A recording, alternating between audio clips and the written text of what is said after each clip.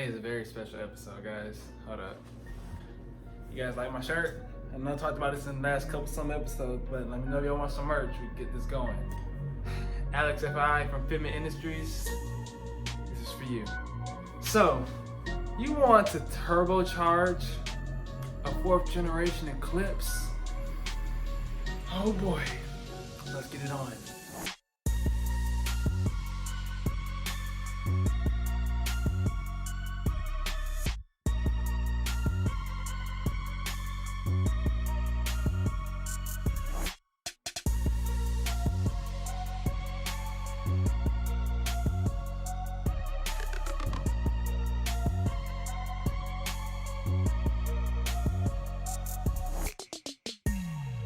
Now, on the real though, guys, welcome back to the channel. It's your boy here, ACG, Afro Car Guy. If it's your first time swinging by, go ahead and stop, hit that subscribe button, hit the little bell icon so you can stay notified on my videos. I post weekly, or I try to come as close as I can to post them weekly. This week's video is going to be a long one. I'm not going to sit here and lie to you that it's not. I'm not going to cap on that. I guess that made sense. You get the idea. So we're talking about turbocharging an Eclipse. And this doesn't have to be specifically the Eclipse. This kind of is basic knowledge for any car you want to turbocharge, but that was kind of redundant. No, we're talking about turbocharging the Eclipse, boys. Specifically, my Eclipse, but it can also be your Eclipse if you have an Eclipse you want to turbocharge. So in this video, I am going to be video chatting with a well-known Mitsubishi enthusiast builder known as Alex. I cannot pronounce his last name, so I'm not going to try to, but you will be seeing him next couple seconds, and I will be adding him in the video, obviously, so y'all can also reach out to him if you have questions about turbocharging an Eclipse or the 4G motor that's inside the Eclipses. Alex is local to Canada. He is not local to Georgia at all, but that's what video chat's for. Thank God for technology. I asked him several questions throughout the videos, pretty much. You can say basic questions so you can get a guideline of what to expect when you jump into a build like this. Work with me though, because in the first couple seconds of this video, the first couple minutes, the audio was not hooked up properly to my laptop. So you'll see Alex talking, but you're gonna see me in the corner. Ignore that. I'm gonna fill in the questions in the corners of the side of, or the blackout section where Alex is talking. But for the most part, I hope you guys enjoyed this video. If you watch it through, you must really want to turbocharge your car. If not, I can't blame you. There's gonna be like a 30-something minute video. But hey, it's informational, and that's what we're here for. So let's get it on.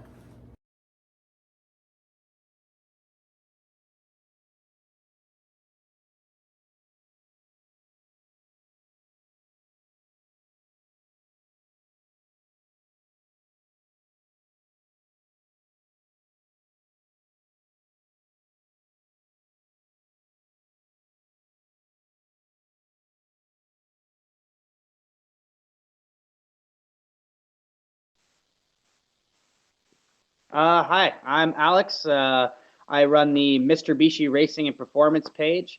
We specialize in dealing with the 4G69 and 6G75 engines for Mitsubishis and 4G Eclipses, Lancer Rally Arts, and even the Gallants and Outlanders. And the main thing we do is provide turbo manifolds, tuning, and basically anything in the performance sector. So that's really what we do. Yes, so let's start with the 4G69. The 4G69 4-cylinder engine actually shares a lot with the 4G63. They're built on the same block, just poured over, so we can use a lot of the strength that you see in the 4G63 block is still there with the 69.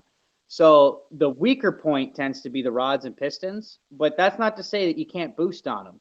Currently, right now, one of our cars, we have 307 horsepower we're making with the stock rods, stock pistons, and in fact, before we went above 10 PSI and we were running 15, we were able to run everything absolutely stock head bolts, stock head gasket, and had absolutely no problems. So you can totally boost the stock engine, see probably around 280 horsepower, and not have to worry about changing anything in the bottom end so long as your motor is healthy. I mean, keep that in mind. If you don't do your maintenance and take care of your car, that's going to be a factor. But on a healthy engine, no problem. Yeah, it's actually a very underdog engine, I will say. Not many people realize that the efficiency of this motor. So when you start putting boost through a 4G69, you start seeing ridiculous power increases. I mean, for a car on a our car has a 52 millimeter turbo and is running on 10 psi currently right now. To make 307 horsepower from the stock 140 wheel horsepower, and this is wheel horsepower here, that's absolutely incredible. And we're not even in the turbo's efficiency range yet. So as we start turning that up, you're just going to see the numbers start to rise exponentially. So yeah, the stock engine is actually very capable of producing out quite a bit of power. And there's a lot of good mods you can take from the 4G63 in order to boost that performance should you want to.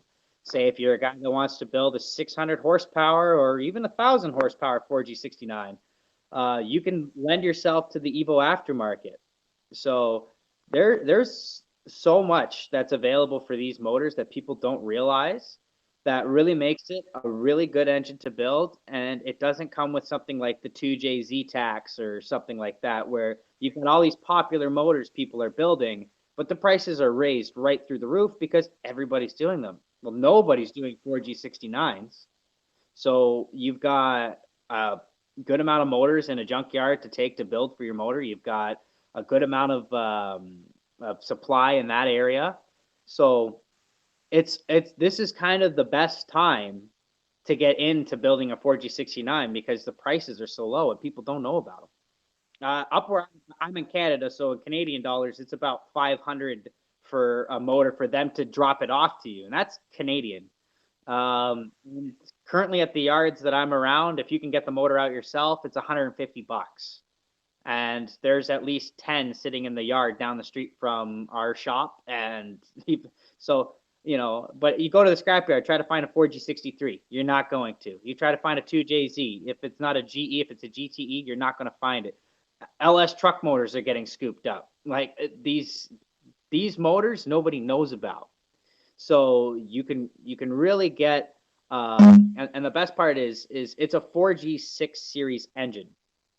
So all 4G6s will share the block with just minor revisions. So a 69 is a 4G63 with a bored out block. So basically, if you get 87 mil and a half pistons, and if you get 150 millimeter connecting rods, that's the combo you would use. They will fit into the motor. You'll have to bore it out to an extra 5 mil so you get the right piston to wall clearance. That's some stuff I go over to in more detail on another thing. But basically, you could take the Evo's aftermarket and just start building on that. You can even swap a 4G63 head on the motor. Now, using the stock computer, that's not really going to be possible. You'll be getting into standalones and stuff by that point. But there's so much you can take from the 4G63. The balance shaft delete kits are the same. You can take, you're going to be able to use the same like rods and pistons I said for stroker setups. You can use, if you swap the head, then you're totally into all the intake manifolds and turbo headers and all the options that are available for it at that point. But one thing I will say is I actually personally like the 4G69 cylinder head better than the 63 for two reasons. One, it's a lower profile. You got a lot more room to work on the car. And two, it comes with a simpler version of Mivic that you don't have to really tune out of the car. Because on the higher horsepower Evos, they advance their cam timing, whereas our Mivic just increases the lift and shifts to a different cam profile. So you can totally make use of that, whereas a guy with the Evo will start getting timing walk in a 4G63 head. The issue was that we weren't having any support to put a turbo on these cylinder heads, so that's why we started making turbo manifolds and other modifications like Evo intake manifolds to be able to bolt onto the 69 head to make use of it. So this way you don't have to go out and do an expensive head swap to swap your car. You can literally just buy bolt-on parts, bolt them onto the car. The only thing that we haven't done yet is charge piping, which you could honestly, a lot of guys use a universal piping kit to bolt it onto the car. And, from if you want to be on the cheap side, so let's say cost of building a 4G69, there's a lot of universal eBay parts you can use for the charge piping, like $300 for an intercooler kit. And it's really simple to put on. we make the turbo manifolds, we do the downpipes, we sell AEM products for the wide bands. We can tune on the stock ECU. So for getting up and going, I would say you can expect to spend around. Let's say you're going to do everything cheap. You're going to use nothing but eBay, even an eBay turbo. You could get going for around $2,000 US, and you're going to see a power increase of at least 100 horsepower to the wheels, and if not more, if you up the boost. And now you've got this system, this foundation you can build on. It's not going to cost you as much now to keep adding power to this motor because you've already got the turbo foundation. So it's pretty inexpensive in terms of what people might think they cost and what other builds may cost in order to get going. So I'd say it's really rewarding for what you put in. All right, guys, we're recording. All right, guys, keep bearing with us. Trying to make use of my current materials I have to get this video right for y'all. So a second ago I was trying to use the screen recorder, but it was only picking up Alex's voice and not mine, and I want to make sure you guys can still hear me ask the questions. So is the camera moving? Y'all can still see where we're coming from. I need to get a tripod. One sec. What will make the car reliable being boosted? We hear most people boost cars. It's not reliable, I'm guessing. I guess that's the thing with boosted cars. So what will make the 4G any different? Yeah, so reliability, I get this question asked a lot. Can my car still be reliable after being boosted? A lot of people do still daily drive their cars, so that is a big concern. So I like to address that. The main thing that causes any failure on these cars tends to actually be the emissions equipment. And I'll get into that a little bit more in detail just before I also start off by saying the reliability of your build also is going to depend upon the quality of parts that you choose. Yeah. And how hard you run it. Obviously, a stock, 4G69 trying to run 18 or 20 psi all day with just some head studs, you might want to be, having a spare engine in your garage. Yeah. But to do a reliable setup, this is what I would suggest to everybody. If you don't want to open up the motor, you don't want to put any work inside, you just want to get the turbo on and you want to be able to enjoy it and have fun, the recommended boost level on, say, about a 50 millimeter turbo, so that's like a common eBay size turbo, is about 8 psi. So, eBay turbo, that's not reliable. Well, here's the thing. Yeah. eBay turbos and a lot of eBay parts come from China have really stepped up in their quality over the last few years. This is not the 1990s anymore, or even the early 2000s. This is 2020. Yeah. And unfortunately, yeah, you may have to check your new eBay parts for coronavirus. But anyways, eBay turbos, if you don't push them that hard, if you run it at no more than 20 psi on them, they tend to keep all their seals intact. They tend to be fine. But before that even happens, before you're even able to worry about the turbo, your engine is not going to like much more than 8 to 10 psi. And that comes from the cylinder pressure, because the cylinder head might want to lift. So any higher than that, is where we start to recommend head studs. So my recommended setup would be about 8 to 10 psi, a 50 millimeter turbo. Make sure that you are you have the tune is really the important part. You need to be able to tune properly. You need to be able to have an AEM wideband, so that you can make sure that your AFRs are within check, because that's the big important part about all of this. Now, on an Eclipse, tuning is a lot better. You don't really have to worry so much. Fastworks works amazing. That's the tuning software we use for the 4G Eclipse. If you have a Lancer, that's where things get a little scarier, because the ECU is slower and does not give back feedback data as quickly as the Eclipse ECU will. So data logging becomes the issue to make sure you have a reliable tune. But that being said, if you have an Eclipse, you don't really have anything to worry about. The other thing too is what I was mentioning, emissions equipment. So the biggest thing that will cause you to have engine failure is the EGR valve.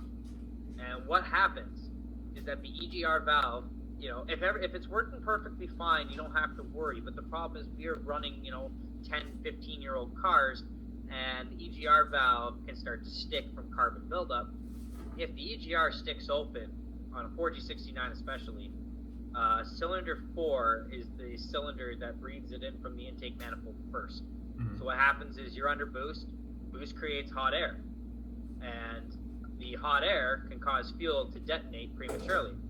Now, if we add in hot exhaust air into our intake charge coming into the motor, that can cause detonation, and it has for me. And I've got 2 pistons I can show you on my wall with holes in them. And this was because the EGR kept sticking on us. We blocked off the EGR, and some are going to say, well, how am I going to be able to do that and keep an engine light off? Well, as long as you internally block it off and plug it in, we can tune it so that it doesn't do the flow checks. So that as long as it sees the EGR, you don't get the engine light, but it's not ever going to stick open for you.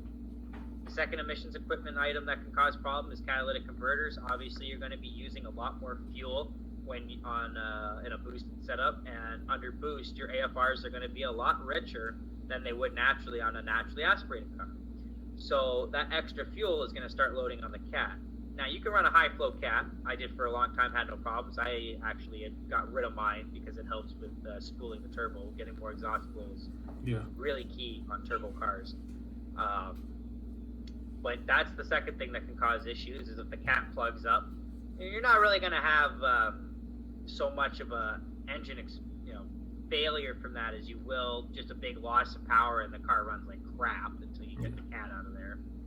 And the last one is the purge solenoid. I haven't had any issues from this, but it came to my attention when my purge solenoid got stuck open, and what can happen now is boost pressure can now enter my gas tank and pressurize my gas tank. No, I haven't had an issue from that, but I just figured that, you're not really supposed to be putting boost pressure into your gas tank. That doesn't even sound like a good mix. Those are the 3 main things that are going to cause you an issue. Also, on a boosted setup, you will have to run the PCV to atmosphere or to a catch can, because you will increase the amount of bottom end pressure. And what that is some of the pressure gets past your piston rings into the oil area of the engine, the crankcase. Yeah. That pressure is alleviated by the PCV valve. If the PCV valve can't alleviate its pressure, that pressure pushes on seals. That's going to cause you to start having oil leaks. So again, and not so much my engine's going to blow up from this sort of thing as it is, preventing oil leaks, preventing small things. So the engine could be very reliable. Wow. At the low boost level, 8 to 10. Just make sure that all your stuff is up to date. Do your timing belt. Make sure that's all good. Make sure your cooling system has all been flushed with new coolant. You're not running some, coolant that's 10, 15 years old in the car that's becoming acidic. Make sure you change your oil on time. And if you haven't been, one thing I do is I replace the bottom end bearings. I just swap them out, and you don't have to rebuild the motor for that. You just drop the oil pan, and I have a video on how to do that without taking the crankshaft out and everything. It's actually not as hard as it may sound. And that's just giving a refresh of the motor. But if your motor's healthy, you've done your oil changes on time, you take good care of the car, you'll be able to boost reliably. And really the only thing you got to worry about is the emissions. And if you ever notice something that's called spark blowout, you may have to regap your plugs just a little tighter so that you don't get blowout from boost, which is where the boost pressure keeps the spark plug from igniting. Oh, wow. Wow, okay. So, what will be the cost, say, like someone like me who has just finished building the car aesthetically, and now they just want to get their foot in the door of the boost life, what will be the price I'd be expecting? Because when I was just a rookie or freshie looking to boost in the car on Google, I think it was it's a freaking Matt I'm trying to get RPW, RRPW, you know what I'm talking about? RF. Road Race Motorsport. Yes. I peeped their turbo kit for the Lancer, but pretty much it could still fit onto the Eclipse from my understanding. But that was pushing around $5,000. Yeah, that was pretty pricey. Do you think that's a... Yeah, and I'm not very I don't want to disrespect RRM, Uh-huh. but from a company that supplies that many parts, I was really unimpressed with the kit, which is also why we started doing things the way that we do them. Okay. So RRM's kit, they use a fifth injector to supply the extra fuel. They only use an Evo turbo flange on their manifold, and they just give you an Evo turbo with it, which is about, let's see, you're looking at $5,000 for something that looks worse than something I make in my garage. Yeah, no offense. I mean, like I said, there's no offense to them, but that's a hefty price tag. And then you was talking about For what? for the game. Yeah. Yeah, if you were, the way we do it, you can actually turbo the car for around $2,000 US dollar, give or take, if you're going to be doing the install yourself, and whatever an exhaust shop is going to charge for connecting the downpipe to the rest of the exhaust. Yeah. Which really isn't that hard. So, and the reason I say around 2,000 is because it all depends on the parts you want to choose. If you want to use an eBay turbo, it's about $100 US. I've used one myself. I've got one sitting on the shelf. Uh-huh. The only reason I upgraded was because we had another car that we built here. It was a turbo Sunfire, and we dismantled the car, and I took the turbo from it, which was a Borg Warner turbo. Yeah. And a turbo like that is going to cost around $1,000 Canadian, or Precision, which is the turbo that we're a dealer for. Yeah. Precision Turbo Engineering. Their turbos can range anywhere from just over $1,000 US to up to about, like, if the ideal turbo that I would like for a 900 horsepower setup is the 6466, which is a $2,500 turbo. So, like I said, you don't have to buy those. It's all going to depend upon what you want. But if you're going to do it on the cheap side, and you're going to run it with an internal wastegate, you can expect around the $2,000 mark. And that's including an AEM wideband, tuning the car, downpipe, manifold, intercooler, charge piping, injectors, and that's pretty much most of what you're going to be needing. You don't have to go out and buy the most expensive injectors in the world from like FID or from Fuel Injector Clinic. Yeah. Or a lot of guys, what they do, and it's pretty, you'll see it a lot come up in forums, is Subaru injectors. Yeah. You do have to do just a tiny bit of work to make them fit. They connect into the factory connector. It's just a little shorter for the 565 cc's, which is what I tend to use. I believe the 440 pinks fit in just like factory. But all you have to do is put some washers and some longer bolts where the rail bolts down to, and everything fits fine. And actually, I do supply parts for people trying to do that. So if anybody needs what they need to know, or the size of bolts, Yeah. to be able, or even just needs the bolts, I can supply them for the Subaru injectors. So it's really going to come down to the parts you choose, and you can have a fun, reliable kit around $2,000. Wow, that's a lot better than A lot better. 5,000. And you're still getting the same power output, more or less. If anything, probably more. Would it? And we use a T3 manifold flange. So the T3 manifold is a very common turbo flange for a lot of aftermarket turbos. eBay, Garrett, Yeah. all the Precision, Borg Warner. A Yeah. lot of these guys make T3 turbos, so your whole world opens up versus being stuck to the 4-bolt twin scroll Evo flange, Evo flange. which Wow. you would have to get an adaptive change, which would remove the clearance. You wouldn't be able to fit anything at that point. Okay. Now this is more so just a curiosity question, because I guess I'm looking at it from. Okay. Yeah. Let's just be blunt with it. So the same deal, and everyone's very judgmental in the car scene. It's a judgmental place. Okay. So when you're modifying a car, at least aesthetically, you got one guy who has a real wide body kit on, Rocket Bunny, Pandem, Liberty, whatever the case may be, and you got another guy with a rep kit. Okay, even though some people can't tell the difference, people that do tell the difference, like, oh, he's rocking a blah blah blah, fake kit pretty much. Is it the same type of thing when it comes to the inside of the engine bay? The people like, oh, he's got an eBay turbo, why did he do it? Blah blah blah blah. Similar. We are dealing with parts that are intended to perform, so there are going to be differences for sure. the main one you're going to see is efficiency. Mm-hmm. So an eBay turbo is not going to be as efficient as a Borg Warner. Mm-hmm. But that doesn't mean you're not going to make great power with it. Right. That doesn't mean that you're not going to be able to have tons of fun. Huh. It doesn't mean that after you get a turbo setup on, you could always down the line swap the turbo out and upgrade the setup you have. And it's not like you're re-turboing the car. Yeah. You're just taking the turbo off, and it's going to go in. The only thing you might have to modify is your downpipe, because some turbos use different outlet flanges. Uh-huh. I prefer the V-band ones because it's just a little clamp that you bolt up on the car. It's really easy. Yeah. So you will see efficiency differences between parts. Like, for example, eBay intercoolers usually don't drop as much temperature as they would, say, an HKS, Mm-hmm. Mishimoto. Yeah. But that doesn't mean they don't work. I mean, to be honest, when I first started, I just took an Audi A3 intercooler I had laying around in the shop and just shoved it on the front of the car. It was there. But so you could just tune stuff like that, though, can't you? Or tune stuff like that You could just tune that type of stuff out, though, can't you? Or to be adjusted to make it more efficient, if that makes sense.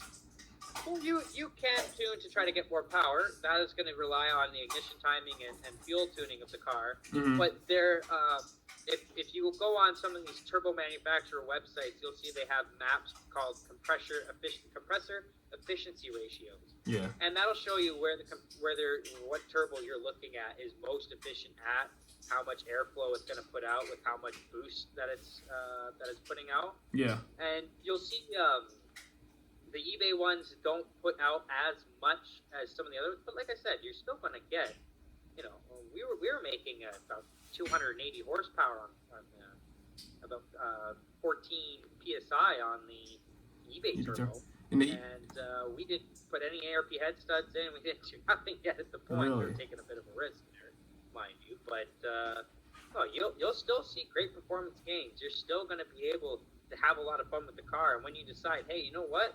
I've done all this stuff. I've done the bare basics for getting this thing to get going. I want to upgrade down the line. You can, and you don't have to change the entire system. You could just swap out pieces as you see fit down the line. Yeah. Mind you, an eBay turbo kit makes enough power to blow up your engine already, so you're gonna have to worry about other things if you try to crank up the power. So say like I said, an eBay turbo you could run about 20 psi before you start gonna have to worry about the seals. 20 psi on a 50 millimeter. The model number is a TO4E. A TO4E turbo is going to be able to make more than enough power to bend a rod or over 400 horsepower before you've got to worry about the turbo. Having to deal with, is your turbo making enough power? So you'll be looking at probably rods and pistons and stuff like that if you're wanting more than that level of power. Okay. We're currently going to try to make 400 stock on our bottom end motor to see if we can push the limits of what people say can be done. Most people say it can't make over 300. We've been running that for well over a year, drag racing the car, and have had zero issues in terms of the bottom end strength. So you'll have, like I said, so much fun with the car already before you have to worry about upgrading any of that stuff. Wow. So back to what we were saying, there will be a performance difference, but you're going to be getting such similar performance in the initial stages that you won't care that it's an eBay turbo. Makes sense. You're having so much fun. It's like just accept it, guys. Is it that deep? We're still both going fast. Okay. Wow. That's Okay, this is a sidewall question. It's also more fun to say to the guy that what's under your car. It was just an eBay turbo after you've pulled a couple bus lengths on them. That's true. That's true. Usually upsets the people that go, "Oh, brand name's the only way you should go." It's like just do it, man. It's like even with customizing car, just because it doesn't fit or doesn't not for your car doesn't mean you can't make it work for the car. Just be creative.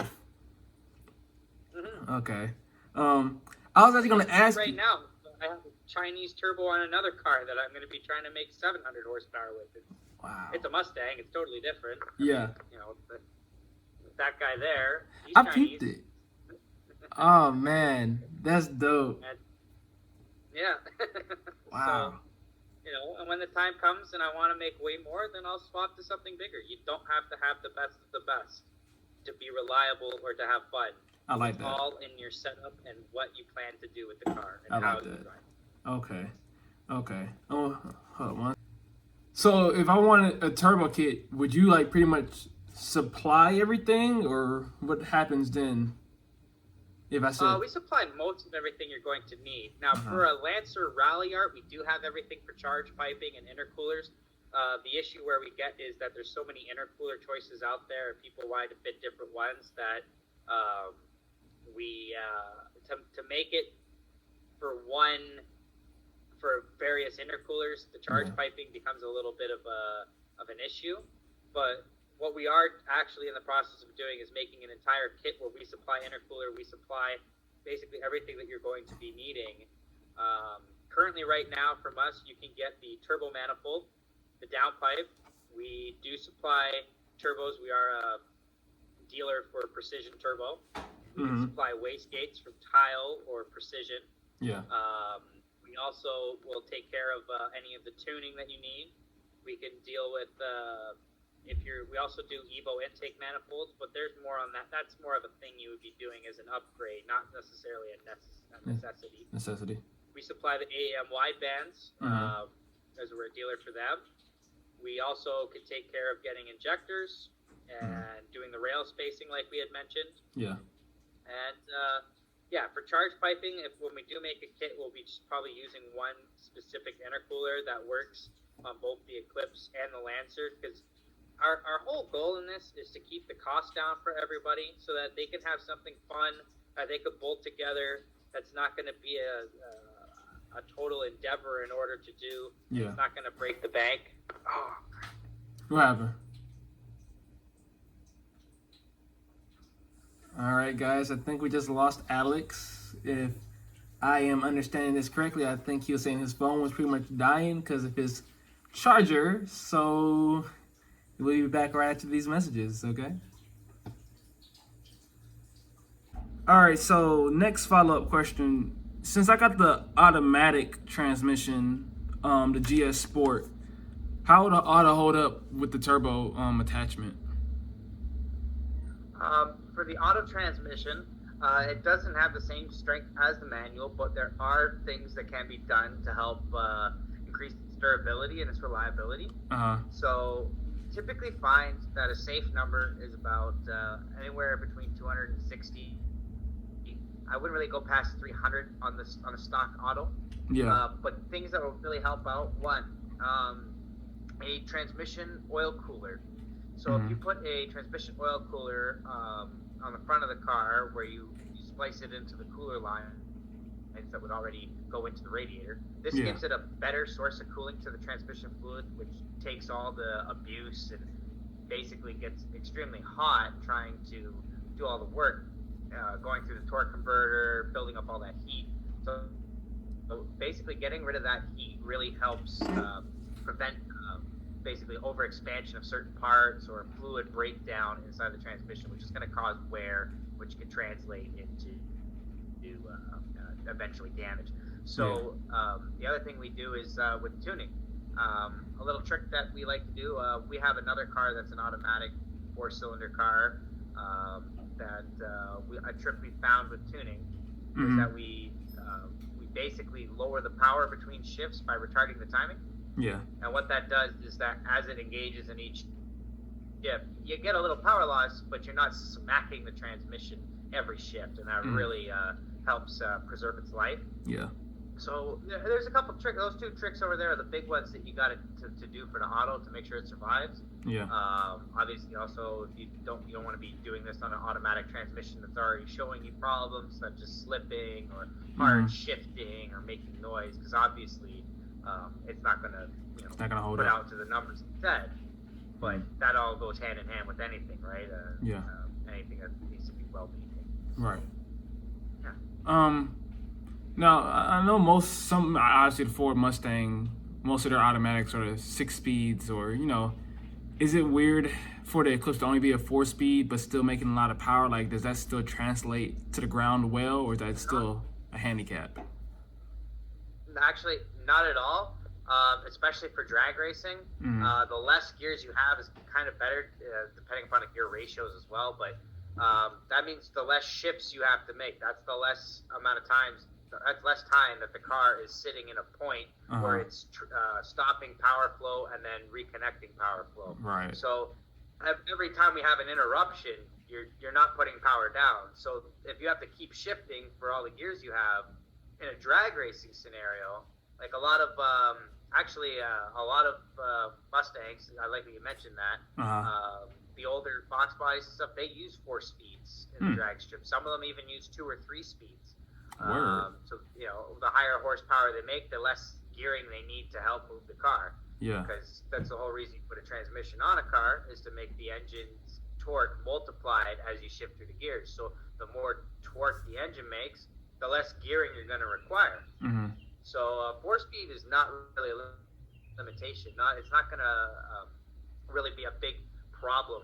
If you're a track racing, road course racing, that's a little bit of another story, because you get more of a usable power band in different areas. Yeah. But for drag racing, highway, street driving, a 4-speed is perfectly fine. We actually have one in, as an example, we have a 600 horsepower Sunfinder our friend owns, running on a 4-speed transmission. The car does 11 seconds.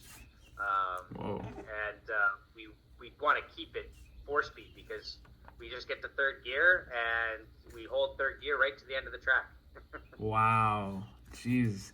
So pretty much the Eclipse would be a pretty straight line car, a pretty good straight line car if built properly. Yeah. There's guys on the old DSMs as well using 4 speeds in the Talons and the 2Gs, using their automatics beefed up a little bit. I was at the track the other last season, and there was a guy there that had a 10-second Talon. And the transmission is similar to the 4Gs. It's not as strong because he's beefed his up. But he was using a 4-speed and obviously all-wheel drive, 10 seconds. But point being is the less time you have to shift, the more time you're on your power band. Okay, that's a cool way to put it. I never really thought about it like that. Okay. Well, this is another odd topic. Do you think the Eclipse will hold up, like on a circuit track or something, like Road Atlanta or something? Just actually track driving.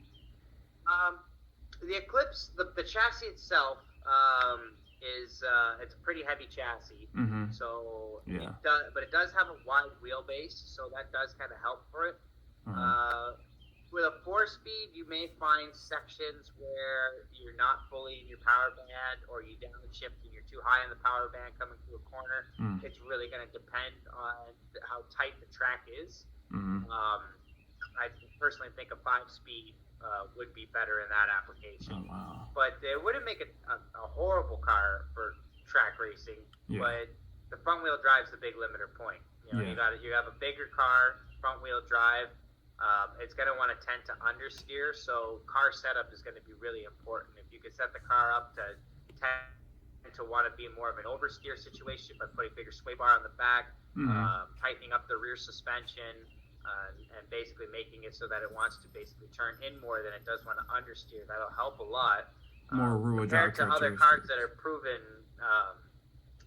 to be better on a track for handling, such as something like a BRZ, or a front-wheel drive application like an EK or Civic or something like that. It's not going to have the same advantages, mainly due to weight. But it could be made to be a pretty fun car on a road course if you set it up right. That's the key. It's the setup. Okay. How would the motor hold up with the new added juice? Is the motor itself pretty strong? Hold up. Typically, I find that around 8 to 10 psi is really your max. The max you want to go with boost, and this also is going to vary on the size of turbo you put on. Let's say your average TO4E, that's an eBay turbo, or a 16G, commonly known as the Evo turbo, something like that at around 8 to 10 psi. You're not going to have to worry too much about your head lifting. Anything higher than that, that's when you start worrying about your head lift. And otherwise, for the motor itself, the rods start to become an issue at around 360 horsepower. That's when they start becoming questionable. Pistons similar, but you're really the rest of the motor, like the block is Evo guys have been using them to make well over 800 horsepower on them. The crank is good for 1100 horsepower. There's nothing really else you have to worry about in terms of the motor unless you've got a really high mileage motor, and you've got some bearing play in the bottom end, so maybe you're knocking or something like that. Yeah. That stuff you would definitely see the motor kill itself pretty quickly. But assuming you've done all your oil changes, you don't have any bottom end wear, the motor's going to hold up fine. But I would recommend that if you are using 5W20 oil to make a switch to 5W40, because 5W20 oil that Mitsubishi recommends is for fuel economy only. It is not actually because the 20 weight isn't very good under high heat. Yeah. You basically will start to get thermal breakdown, whereas a 40 weight will give you better protection. Oh wow. And actually, look in the owner's manual, it'll state that you can use that oil under certain applications, certain temperature ranges, stuff like that. So that's really the main thing: is switch to a more durable oil, and don't try to put more than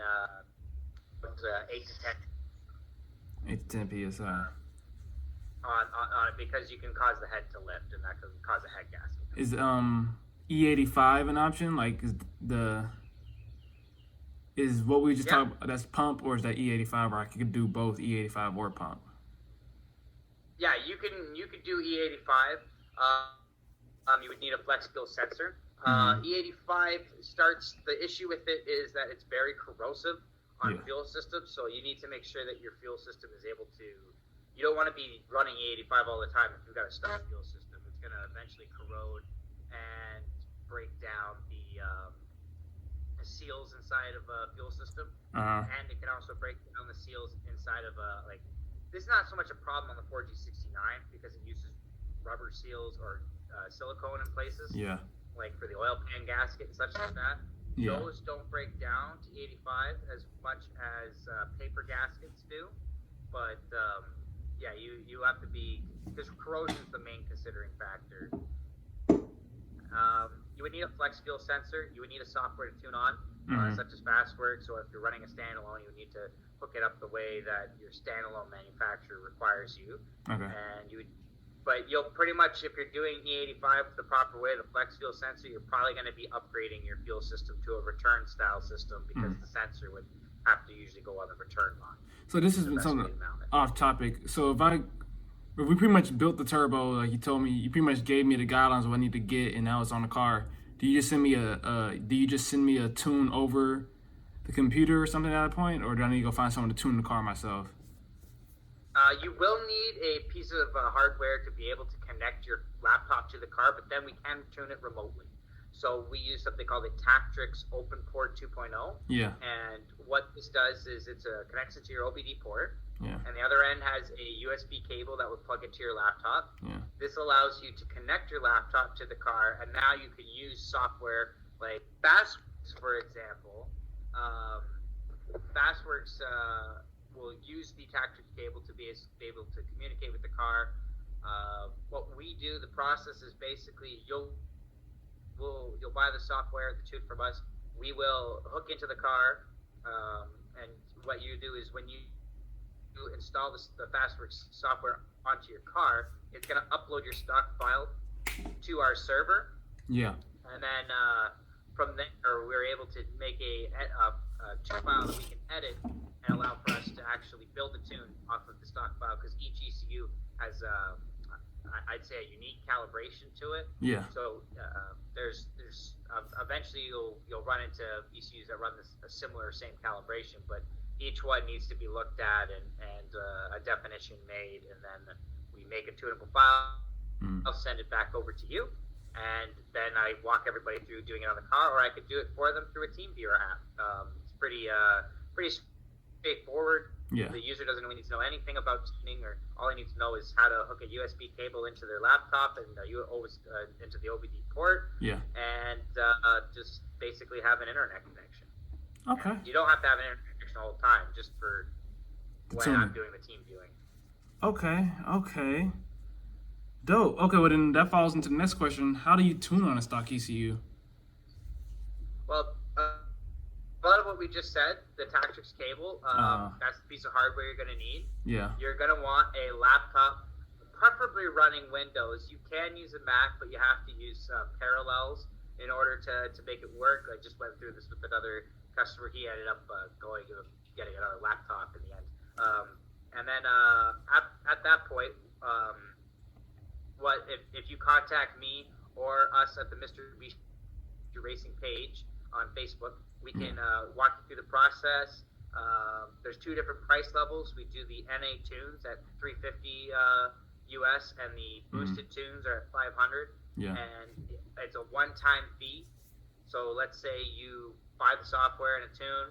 Down the road, you go, hey Alex, I want to get a crackle tune, or I want to do a retune because I changed something on my car. Yeah.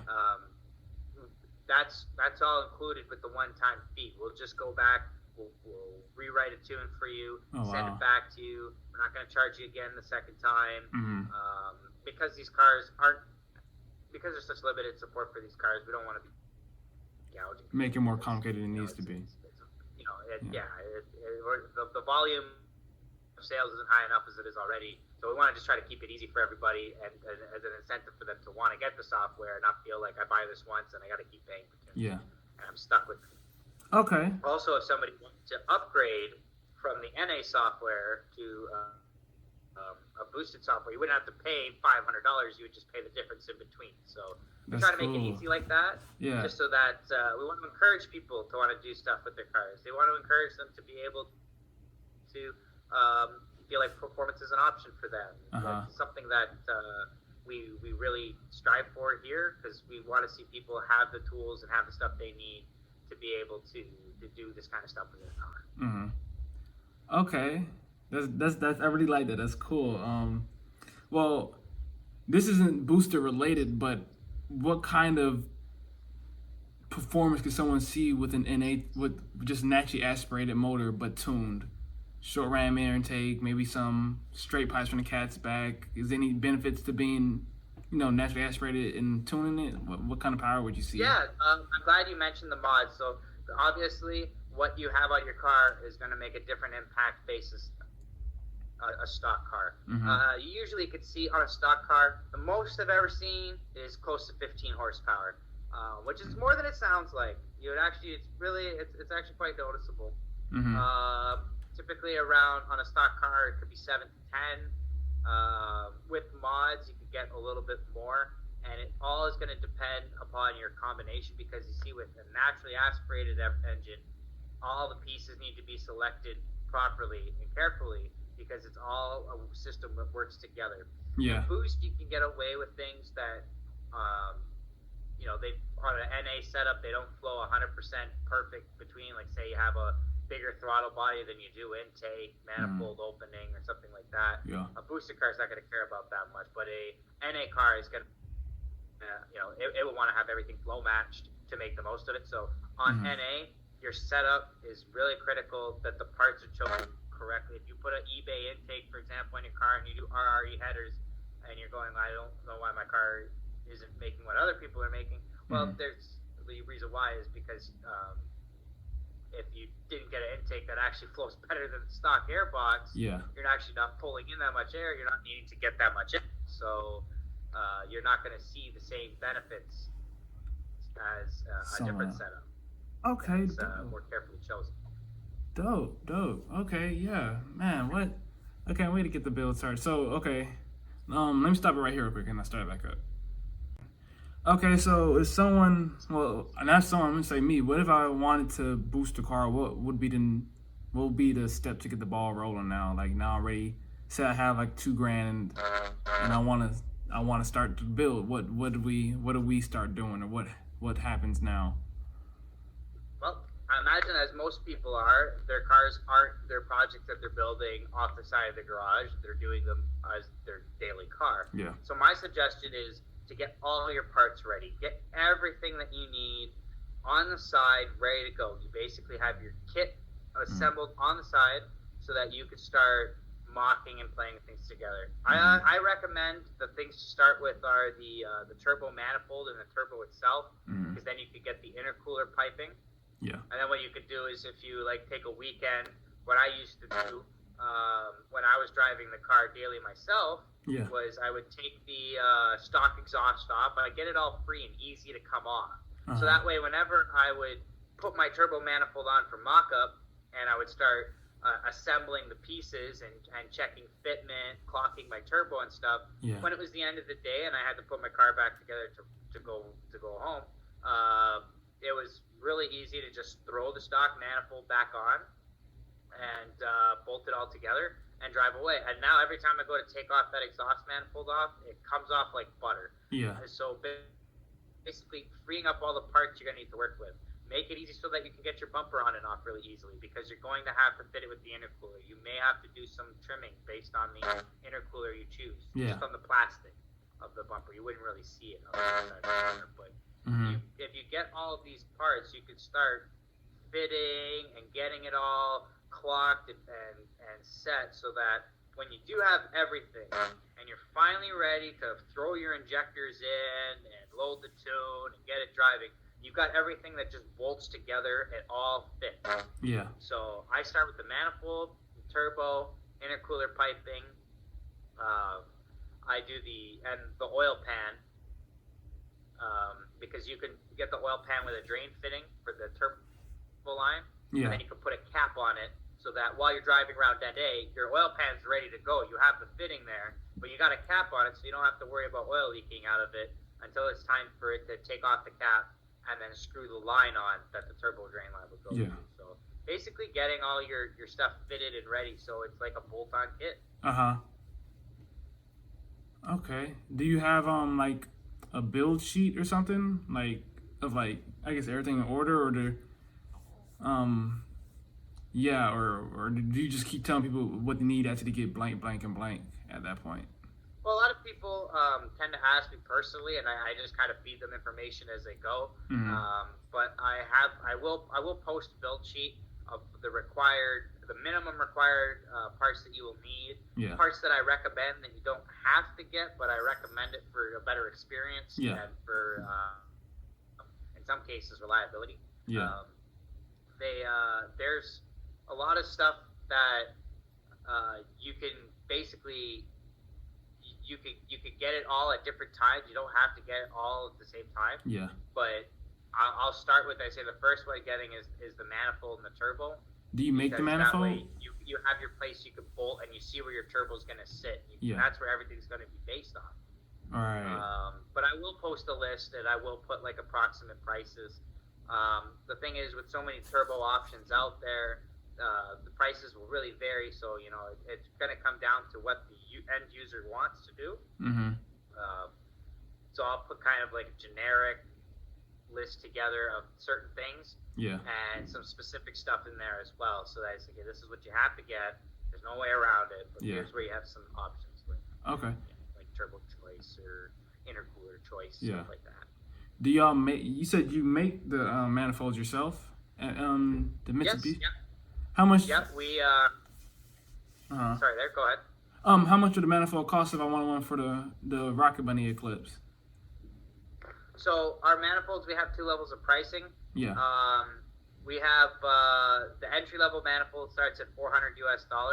We were selling them cheaper before, but we had a price increase from our manufacturer. So if people are like, hey, I swear it was this before, it did go up, unfortunately. So we redesigned our manifold to try to accommodate some of that value into there. So $400 is where we start off. That gets you a manifold that is coated. We don't put any bracing rods on it, and it does have an external wastegate port, but the way it's situated, you won't be able to use it with the downpipe in the car. So we really pretty much say it's the internal wastegate version. Unless you're doing a hood exit and you're going to flip the exhaust going through the hood, then you could fit a wastegate there. But I imagine most people aren't going to want to do that. Some might. Then the other option, for $50,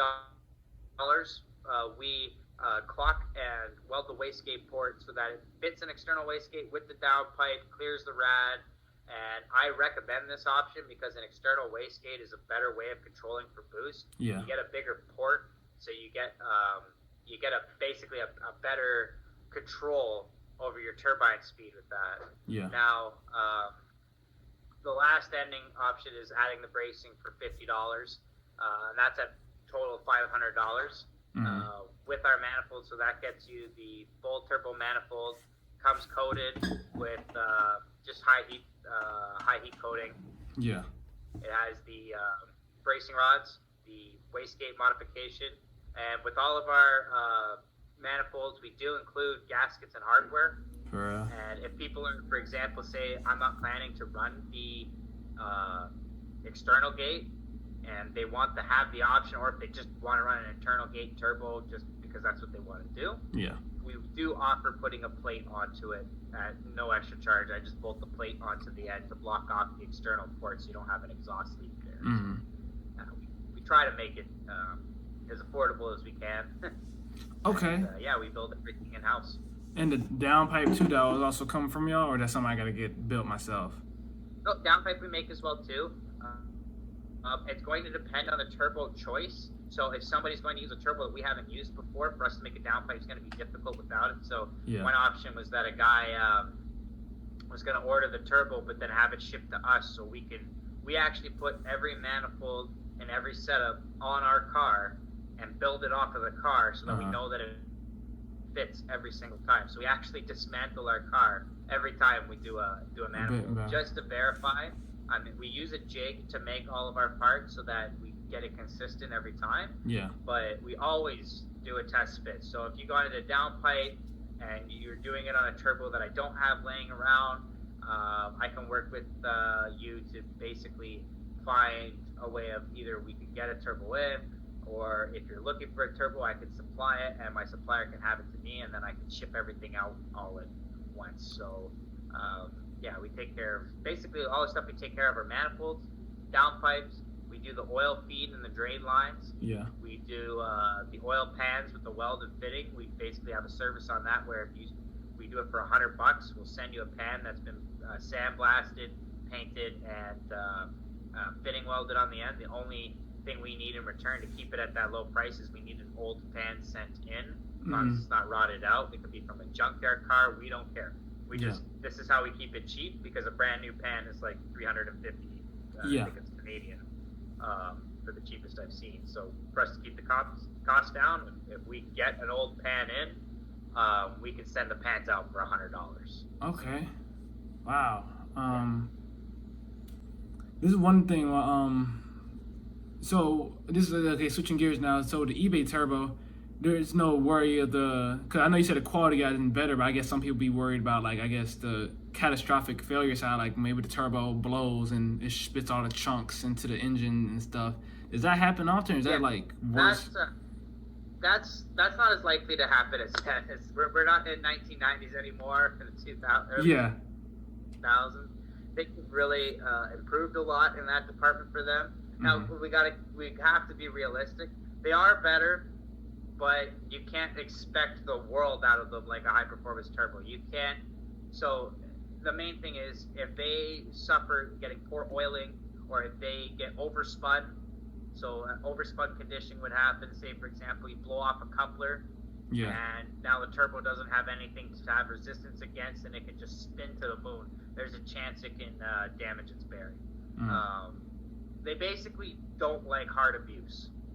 But if you take care of them, and if you don't run usually more than 20 psi on them, they've been fine. I was running the same eBay turbo for the longest time, and the only reason, and that was we were running it over a year, and we were track racing on it. We were driving it in -20 weather. We just made sure that it had the correct oiling for the journal bearing setup. And that's the other thing too. They're journal bearing turbos, which are journal bearing is basically a whole bearing that's going to sit, have a lot more surface area than a ball bearing turbo, because the ball bearing only got this little ball contacting on two little points. And that's a lot less contact material.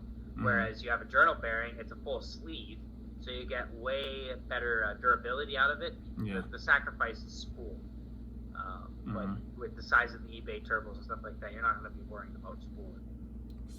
So you can totally start with the eBay turbo, and it's a great starting point because it keeps the cost down. I know people go, why are you saying put an eBay turbo? But trust me, it keeps the cost down. It gets you going. It'll make more power than you could ever imagine of having in the car if you did anything to it NA. Yeah. And if you ever want to upgrade down the road, you've already got your full system set up, ready to go. Most turbos all sit in the same kind of location and format. Yeah. So if you get another T3 turbo, like a Borg Warner or a Precision, Yeah. you may have to slightly modify the downpipe a bit, because a lot of these eBays use a 2.5-inch outlet, where a lot of these bigger brand names use a 3-inch. So you may need to make a small little adapter. An exhaust shop could easily do it, or you want us to do it, we can make you another one. It's whatever you want, whatever works for your setup or your situation. Yeah. So, yeah, it's a great starting point, to be quite honest. Okay. Yeah, I think I'm definitely gonna look into this now. For sure. Well, that's about all the questions I had. I'm gonna sign this video off in the end section right here. Yeah, I told y'all that was gonna be a long one. Yeah, a lot to have been said in that video just now. I hope those who did watch were able to pick and choose what they wanted to hear from it. To be honest, I think it's worth doing, obviously, to be different, and obviously, why not, especially if it's broken down like this. Alex is going to be dropping a build sheet pretty soon. Not generic, but a pretty much how-to guideline if you want to go down this route for your car. You can expect to see this build on my channel, as the months go by. I'm really trying to sit back and watch to see how this coronavirus thing rolls out before I start building more of the car. But you will be expecting a turbocharger in this car pretty soon. We have other things in front of it first, like my Brown racing seats and my chassis mount wing, but a turbocharger is definitely getting thrown in there as soon as Alex drops me the build sheet. But the build will be documented on my channel. Long story short. I hope you guys all liked today's video. Don't forget to comment, subscribe, share, tag a friend, and spread the ACG, man. So yeah, that'll about do it. Wash your hands, wear your mask, and I'll catch y'all next time. It's ACG, Africa Guy. Peace. Hold that dream.